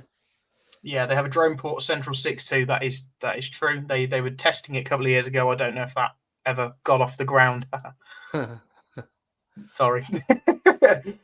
We have Great Medical Devices conference a few months ago for what it's worth. Oh, well, there you go. It's interesting. I think that's about it, to be honest. It's all gone quiet in the comments since we started boring them with the international breaks. I know it's not boring to CJ and maybe not to Jonah with the US team, but yeah.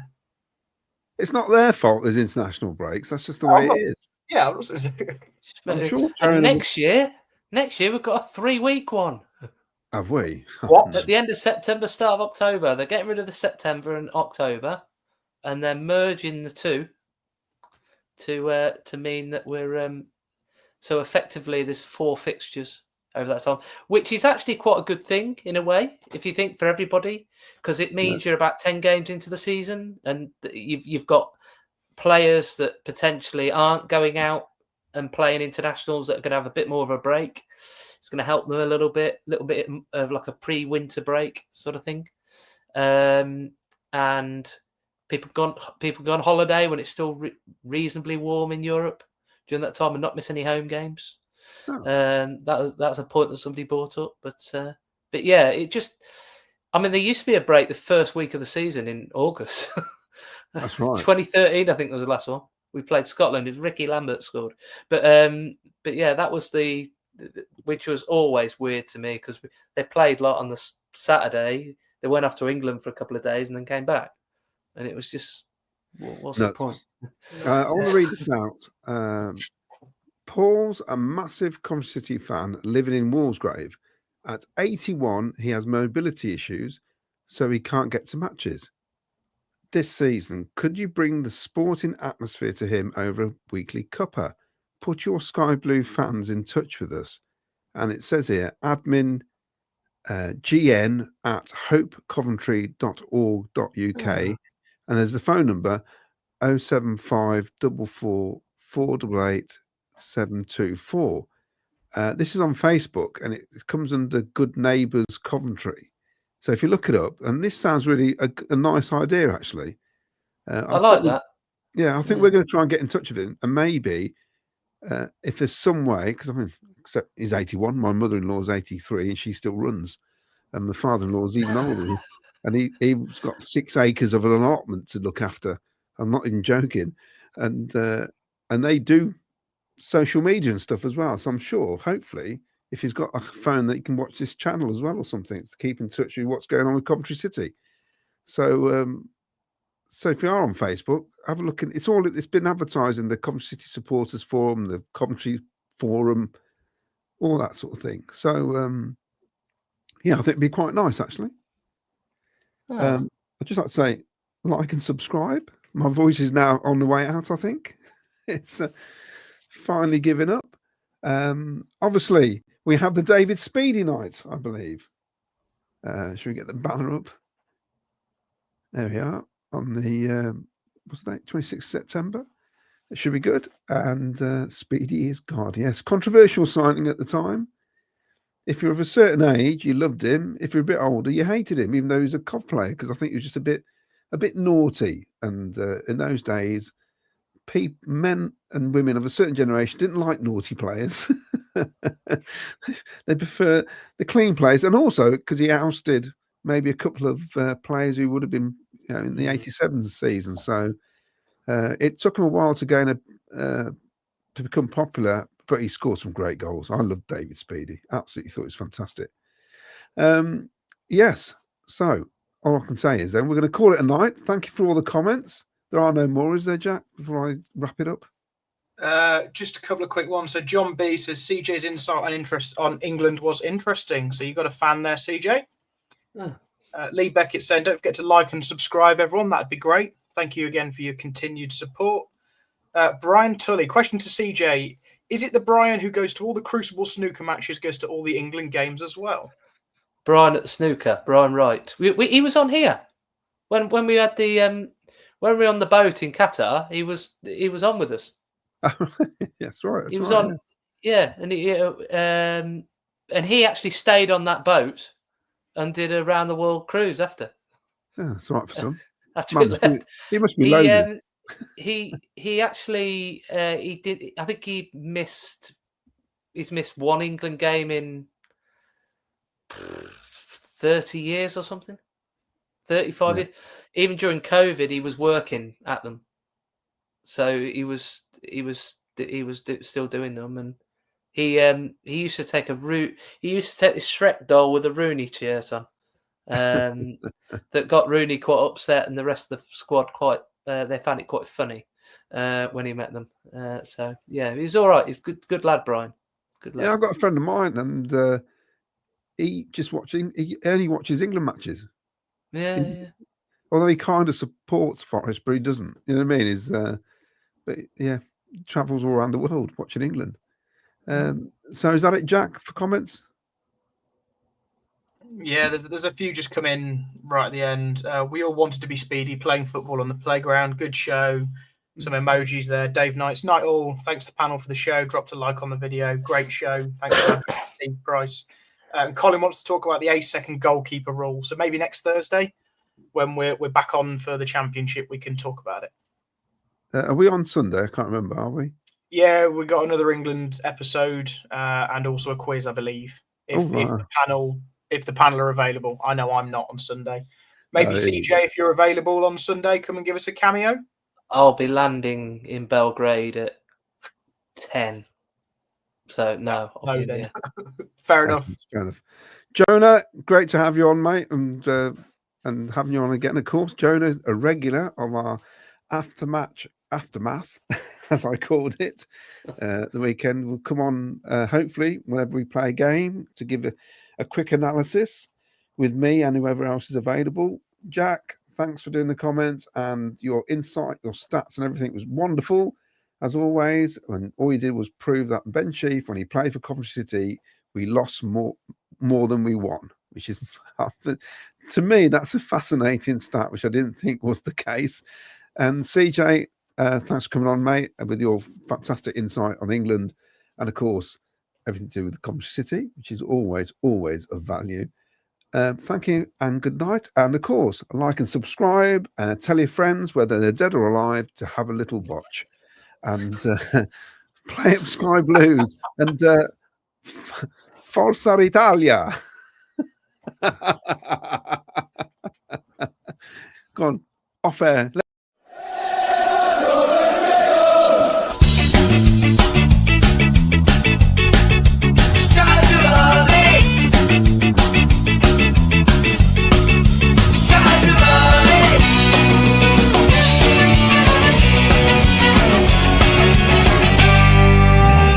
Sky Blue Fans TV, for the fans, by the fans.